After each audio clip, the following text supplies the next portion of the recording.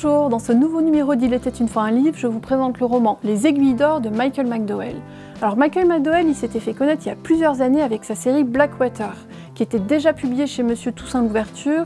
Alors on reconnaît les livres de cette maison d'édition par leur qualité d'édition, ce sont de très beaux livres avec des couvertures pour les romans très belles, très richement illustrées, et puis par leur format aussi. Voilà, donc c'est vraiment très beau cette couverture. Alors ce roman-là, Les Aiguilles d'or, on est à New York à la fin du 19e siècle. C'est un roman policier avec une intrigue, mais c'est aussi un roman social et un roman d'ambiance.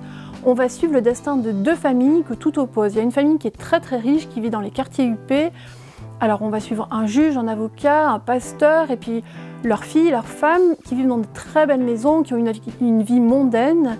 Et puis on va suivre à l'opposé une famille extrêmement pauvre, une lignée de femmes qui vit en faisant des arnaques, en étant des petits criminels. Alors ces deux familles, tous les opposent et en même temps leurs destins vont se croiser.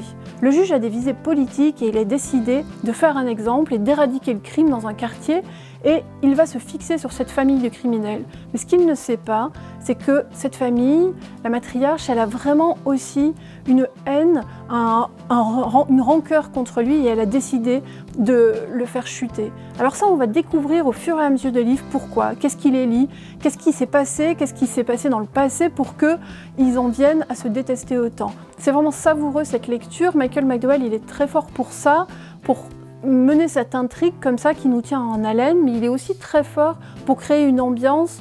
Le New York de la fin du 19e est extrêmement bien décrit, et puis ça dit quand même plein de choses. Ce juge qui a un projet moral comme ça pose plein de questions sur ce que c'est la morale aussi. Voilà, donc c'est une lecture que je vous conseille vraiment, et bien sûr vous pouvez retrouver ce livre à la médiathèque La Pléiade et l'emprunter.